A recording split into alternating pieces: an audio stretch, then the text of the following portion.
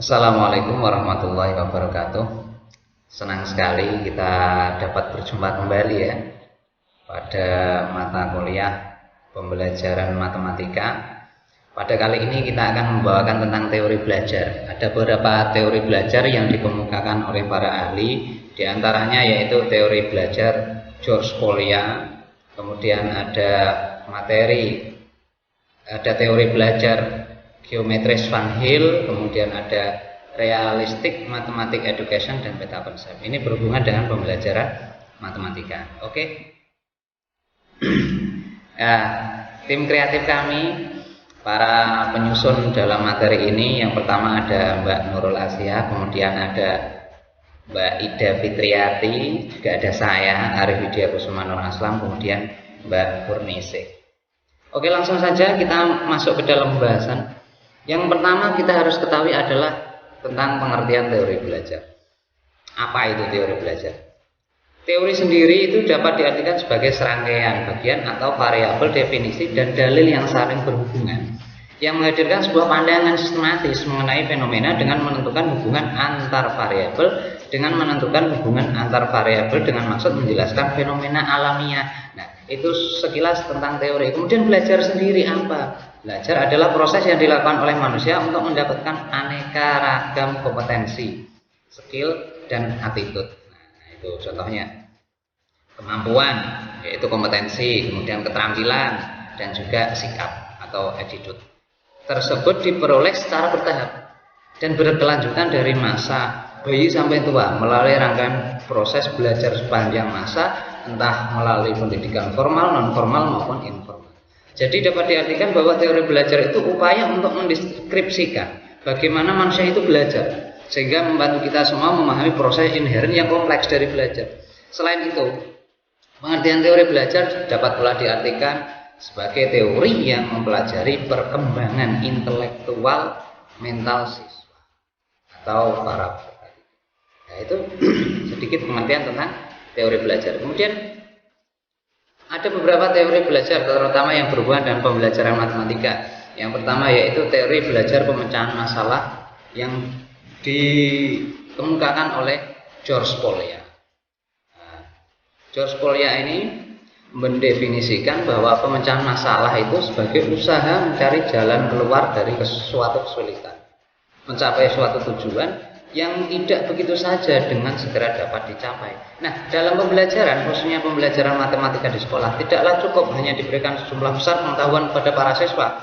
Akan tetapi para siswa perlu memiliki keterampilan untuk membuat pilihan-pilihan dan menyelesaikan berbagai masalah dengan menggunakan penalaran yang logis.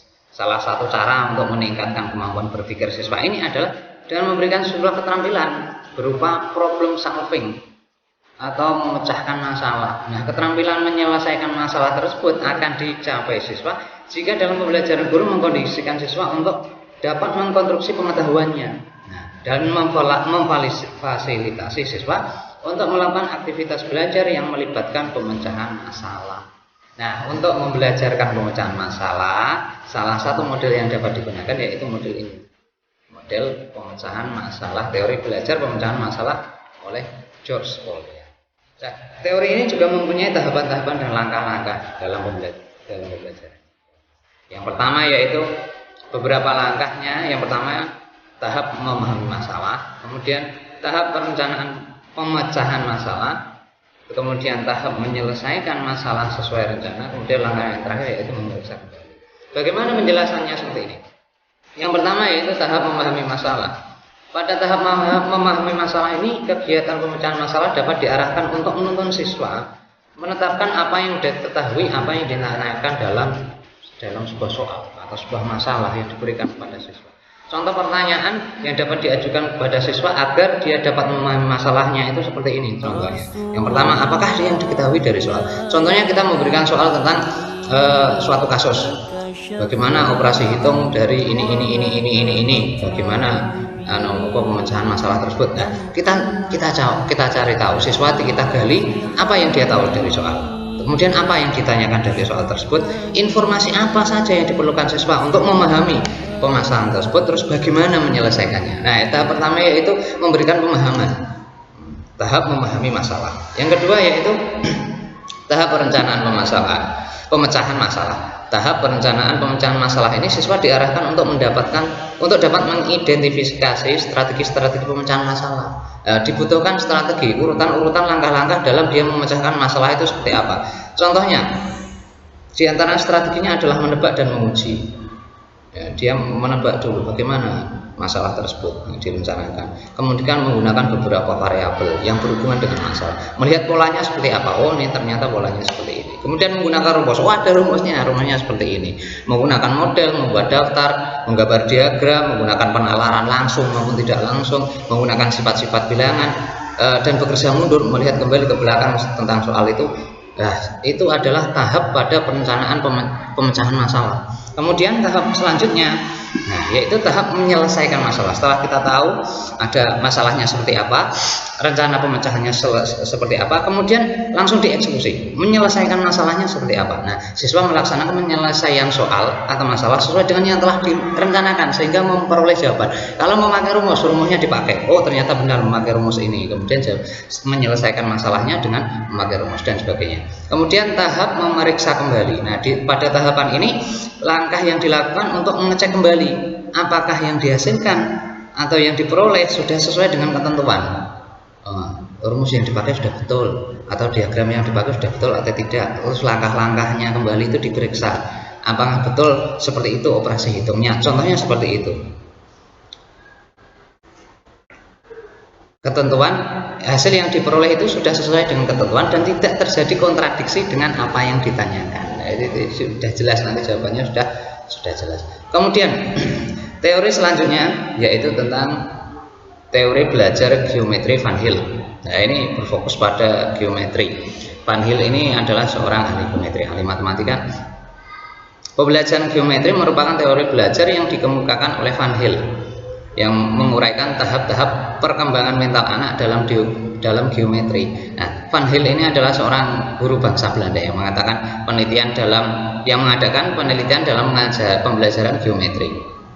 Penelitian yang dilakukan Van Hill melahirkan beberapa kesimpulan mengenai tahap-tahap perkembangan kognitif anak dalam memahami geometri. Jadi ada tahapan-tahapan tertentu, ada fase-fase tertentu di mana siswa itu dalam memahami, terutama dalam bidang geometri ini, ada tahapan-tahapannya, tidak langsung paham bisa, tidak, tapi ada tahapan-tahapan atau fase-fase tertentu. Seperti apa? Yaitu yang pertama adalah tahap pengenalan. Nah, ini yang disampaikan oleh Van Hill. Yang pertama yaitu tahapannya adalah tahap pengenalan atau fase pengenalan. Nah, dalam tahap ini siswa mulai belajar mengenal suatu bentuk geometri secara keseluruhan, namun belum mampu mengetahui adanya sifat-sifat dari bentuk geometri yang dilihatnya itu. Contohnya, dia bisa melihat dengan seluruhnya. Kita tunjukkan sebuah segitiga sama kaki atau segi empat atau persegi panjang. Dia tahu, oh, itu persegi panjang, tapi dia belum mengetahui sifat-sifatnya. Oh, bedanya apa? Nanti kalau tidak tahu sifatnya belum bisa membedakan. Kemudian yang kedua yaitu tahap analisis. Pada tahap ini siswa sudah mulai mengenal sifat-sifat yang dimiliki benda geometri yang diamati. Ia sudah mampu menyebutkan keteraturan yang terdapat pada benda geometri itu. Contohnya, kalau sifat-sifat yang dimiliki segitiga, sisinya ada 3. Kalau segi 4, sisinya ada 4. Oh, sudah mengetahui sisi-sisinya. Nah, sifat-sifat yang dimiliki oleh benda geometri itu sudah memahami. Ini pada tahap analisis. Kemudian pada tahap pengurutan, pada tahap ini siswa sudah mampu melakukan penarikan kesimpulan yang kita kenali dengan sebutan berpikir deduktif. Namun kemampuan ini belum berkembang secara penuh. Jadi dia tahu kalau sudutnya ada 3, kemudian ada sudut siku di sampingnya, itu dinamakan segitiga siku-siku. Nah, contohnya itu. Kalau kakinya sama berarti itu namanya segitiga sama kaki. Nah, itu pada tahap pengurutan sudah tahu. Kemudian pada tahap deduksi, tahap yang disampaikan oleh Van Hill yang keempat yaitu tahap deduksi. Dalam tahap ini siswa sudah mampu menarik kesimpulan secara deduktif, yakni menarik kesimpulan dari hal-hal yang bersifat umum menuju hal-hal yang bersifat khusus. Jadi sifat-sifat tertentu dari suatu bidang geometri yang umum itu bisa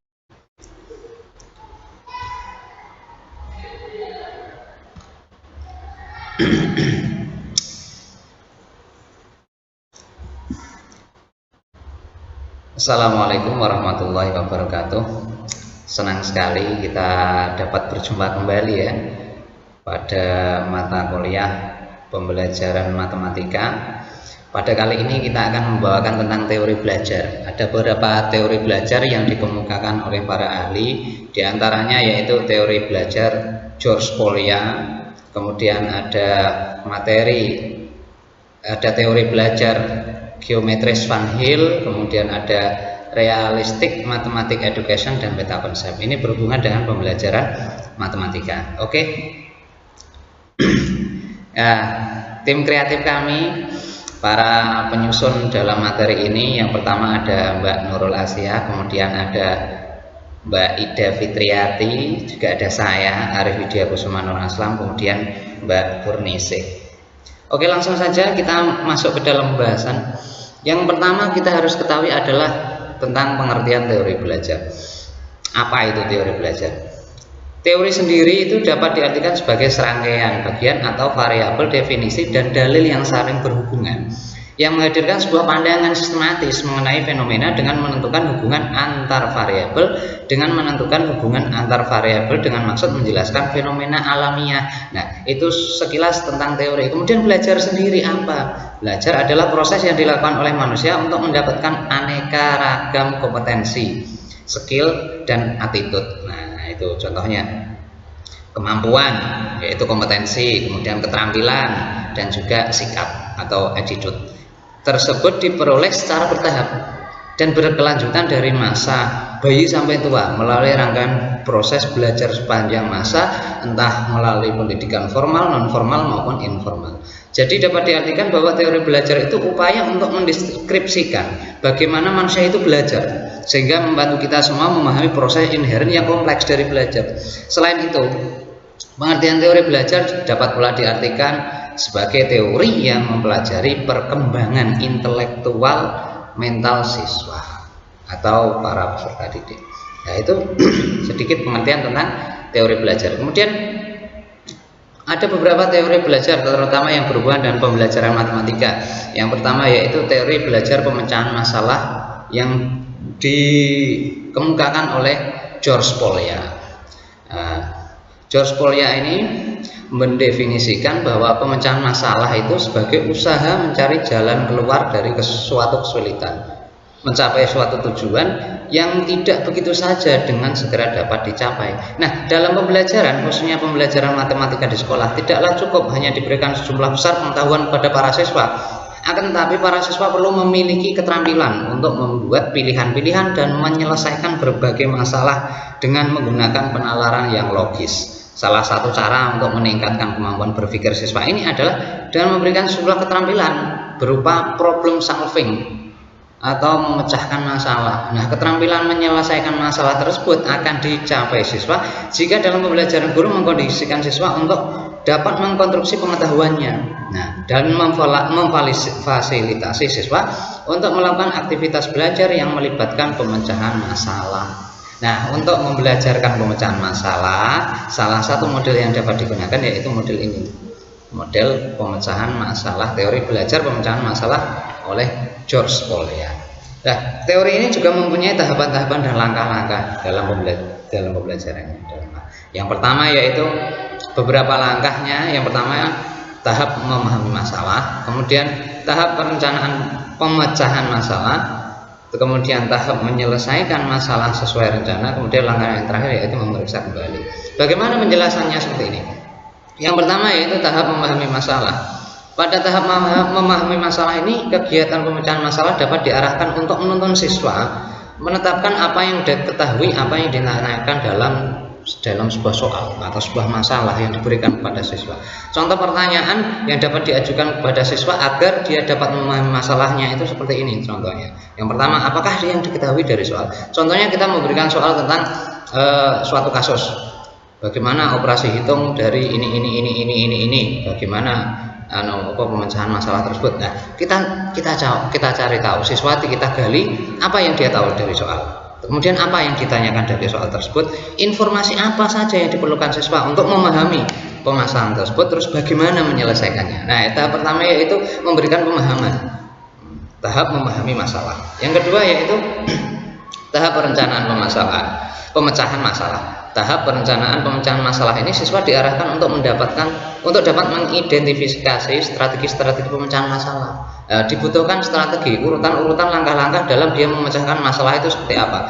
Contohnya, di antara strateginya adalah menebak dan menguji. Dia menebak dulu bagaimana masalah tersebut yang direncanakan, kemudian menggunakan beberapa variabel yang berhubungan dengan masalah, melihat polanya seperti apa. Oh, ini ternyata polanya seperti ini. Kemudian menggunakan rumus. Oh, ada rumusnya seperti ini.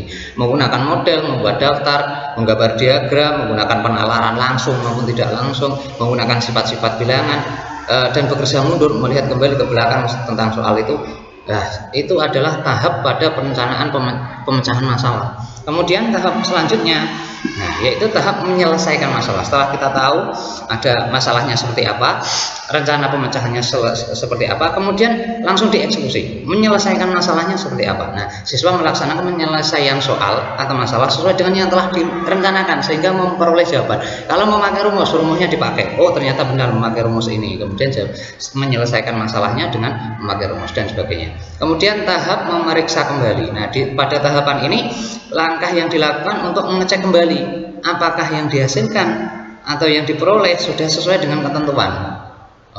Rumus yang dipakai sudah betul atau diagram yang dipakai sudah betul atau tidak. Terus langkah-langkahnya kembali itu diperiksa apakah betul seperti itu operasi hitungnya. Contohnya seperti itu. Ketentuan hasil yang diperoleh itu sudah sesuai dengan ketentuan dan tidak terjadi kontradiksi dengan apa yang ditanyakan. Nah, itu sudah jelas, nanti jawabannya sudah jelas. Kemudian teori selanjutnya yaitu tentang teori belajar geometri Van Hill. Nah, ini berfokus pada geometri. Van Hill ini adalah seorang ahli geometri, ahli matematika. Pembelajaran geometri merupakan teori belajar yang dikemukakan oleh Van Hill yang menguraikan tahap-tahap perkembangan mental anak dalam geometri. Nah, Van Hill ini adalah seorang guru bangsa Belanda yang mengadakan penelitian dalam mengajar pembelajaran geometri.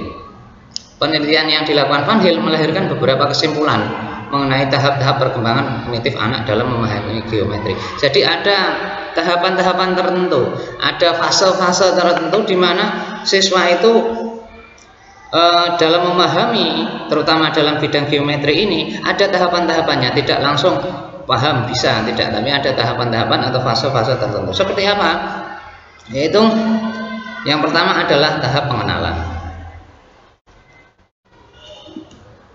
Nah, ini yang disampaikan oleh Van Hill. Yang pertama yaitu tahapannya adalah tahap pengenalan atau fase pengenalan.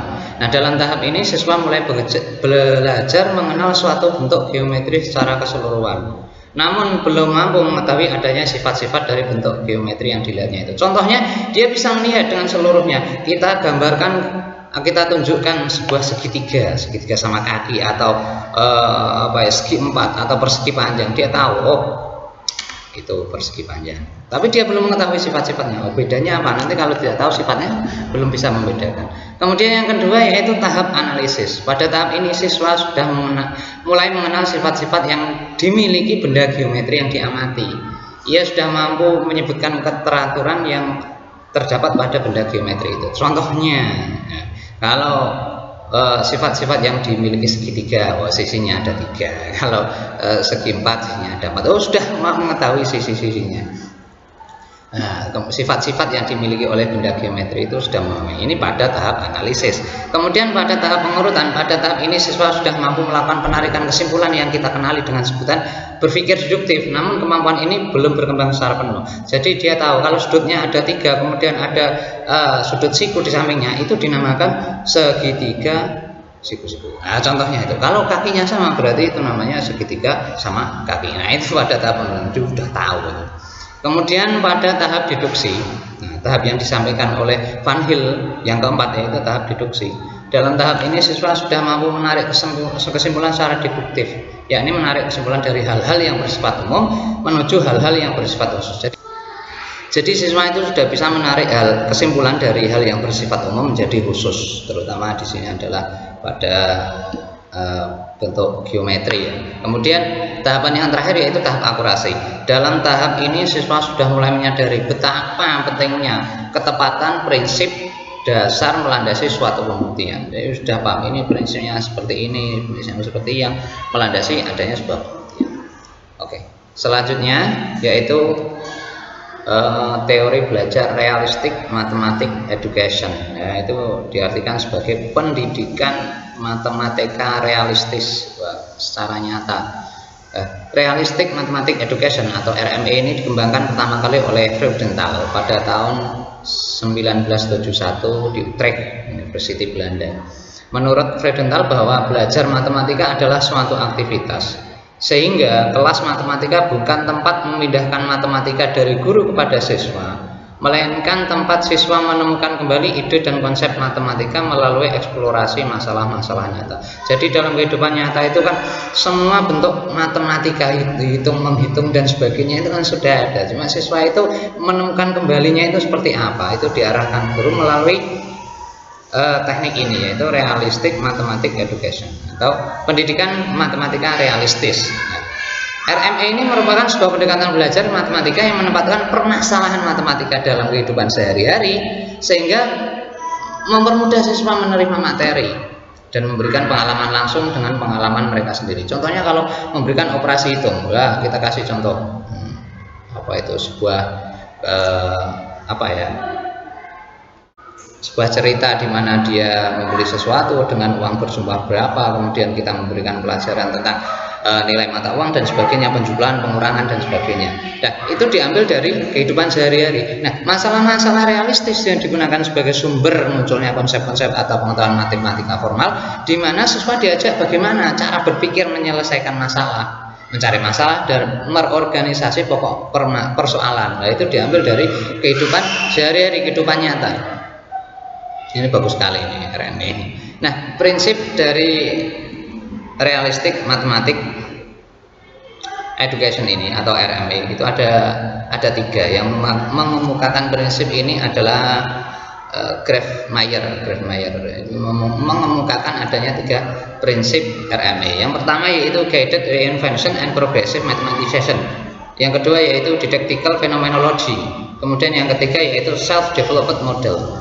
Yang pertama yaitu Guided Reinvention, yaitu melalui topik-topik yang disajikan, siswa itu harus diberi kesempatan untuk mengalami sendiri sebagaimana konsep matematika itu ditemukan. Jadi dia itu harus pernah mengalami atau melihat permasalahan apa dalam penyelesaian masalah matematika.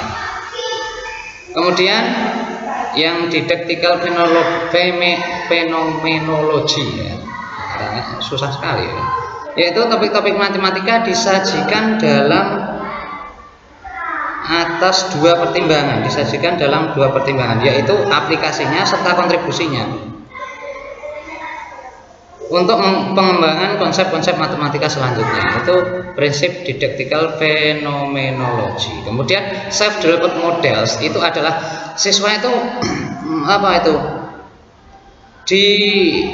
diberikan pengarahan, dijembatani bagi siswa dari situasi real ke situasi yang konkret, dari situasi yang real yang konkret menuju ke matematika informatif ke bentuk formal. Artinya siswa membuat sendiri dalam bentuk masalah itu seperti apa. Kalau dia melihat kenyataan dalam perhitungan matematika, dia mengalami sendiri, kemudian dia memakai modelnya sendiri dalam perhitungan itu, memakai rumus atau memakai pemahaman yang diberikan oleh guru. Kemudian beberapa fase dan langkah-langkah RME ini. Yang pertama yaitu fase aktivitas, kemudian ada fase realitas, kemudian ada fase pemahaman, fase intertwinement, ada fase interaksi dan fase bimbingan. Kita jelaskan dulu beberapa fase yang ada pada RME ini, yaitu yang pertama fase aktivitas. Fase aktivitas ini adalah siswa mempelajari melalui aktivitas melakukan sesuatu. Kemudian fase realitas. Fase realitas ini fase atau langkah di mana siswa itu melihat kenyataan untuk menyelesaikan masalah yang dihadapi, yaitu menyelesaikan sumbernya itu dari suatu realita. Kemudian fase pemahaman. Pada proses belajar matematika ini berbagai tahapan pemahaman, mulai dari pengembangan kemampuan, menemukan solusi dan sebagainya, itu diberikan kepada siswa melalui fase pemahaman. Kemudian ada fase intertwinement, yaitu siswa memiliki kesempatan untuk menyelesaikan masalah matematika yang kaya akan konteks dengan menerapkan berbagai konsep, rumus, prinsip dan sebagainya, serta pemahaman yang dia ketahui yang diberikan oleh guru sebelumnya. Kemudian fase interaksi. Fase interaksi ini adalah ini bentuknya adalah aktivitas sosial. Fase interaksi ini siswa melakukan refleksi yang pada akhirnya itu refleksi antara satu siswa dengan siswa yang lain akan hasil yang dia yang dia dapatkan. Kemudian yang terakhir adalah fase bimbingan. Fase bimbingan ini dilakukan melalui kegiatan yang terbimbing, memberikan kesempatan seluas-luasnya siswa untuk menemukan sendiri prinsip, kemudian kita memberikan arahan-arahan yang sesuai, memberikan prinsip-prinsip yang benar, memberikan rumus-rumus yang pas terhadap apa yang ingin diselesaikan oleh siswa. Kemudian kita akan bahas tentang kelebihan dan kekurangan realistic mathematics education ini. Kelebihannya apa? Banyak sekali sebenarnya. Ini saya sampaikan beberapa, yaitu kelebihannya diantaranya yaitu karena siswa membangun sendiri pengetahuannya, maka siswa tidak mudah lupa dengan pengetahuannya. Kemudian kelebihannya lagi, suasana dalam proses pembelajaran menyenangkan karena menggunakan realitas kehidupan. Karena dia berhubungan dengan kehidupannya sendiri, siswa itu mudah tertarik dengan hal-hal yang seperti ini. Kemudian siswa merasa dihargai, semakin terbuka karena setiap jawaban siswa itu ada nilainya. Karena apa? Jelas itu realita satu siswa dengan yang lain itu tidak sama. Jadi jawaban yang mereka kemukakan itu tetap ada nilai yang harus diberikan oleh guru atau tutor. Kemudian melatih keberanian siswa karena harus menjelaskan jawabannya, diketahui satu-satu. Mereka harus menjelaskan. Kamu pengalamannya seperti apa? Itu pernah belanja seperti apa contohnya. Kemudian melatih siswa untuk terbiasa berpikir dan mengungkapkan pendapat. Itu beberapa kelebihan. Kemudian kekurangannya, ada juga kekurangannya. Karena sudah diberi terbiasa diberi informasi terlebih dahulu, maka siswa masih kesulitan menemukan jawabannya sendiri. Contohnya karena kita sudah memberikan informasi, contohnya diberi cerita, kamu belanja, kamu habiskan uang segini, kira-kira hasilnya berapa. Nah, siswa membayangkan, tapi dia sudah sudah terbiasa diberikan suatu kondisi atau situasi, akhirnya sulit untuk menemukan situasi sendiri atau jawaban sendiri. Kemudian membutuhkan waktu yang lama bagi siswa yang memiliki kemampuan yang rendah. Ya sebenarnya ini bagi semua teknik ya, tapi pada teknik ini karena berhubungan dengan realita kenyataan itu memerlukan waktu yang lebih lama. Siswa yang pandai kadang-kadang tidak sabar untuk menanti temannya. Ini jelas ya, ini dalam setiap kelas ini biasanya seperti ini. Ada siswa yang pandai, ada siswa yang pintar dalam suatu pelajaran. Dia sudah selesai duluan, maka tidak akan sabar menanti temannya. Wah lama, dia sudah pandai menulis, menunggu temannya yang menulisnya baru 1 huruf 2 huruf secara terbata-bata, pasti dia tidak akan sabar. Kemudian membutuhkan alat peraga yang sesuai dengan situasi pembelajaran saat itu. Nah, kalau semuanya kita memberikan pelajaran tentang ruang, bangun ruang dan sebagainya, itu kita membutuhkan model-model yang berbeda. Kemudian kalau kita memberikan pelajaran tentang perhitungan yang lain, ini membutuhkan situasi atau alat peraga yang berbeda. Kemudian belum ada pedoman penilaian menggunakan teknik ini, menggunakan teknik RME ini. Karena kalau disesuaikan dengan realita siswa, realitas semua siswa itu berbeda antara satu dengan yang lain. Jadi penilaiannya memang melalui kebijakan observasi guru itu sendiri.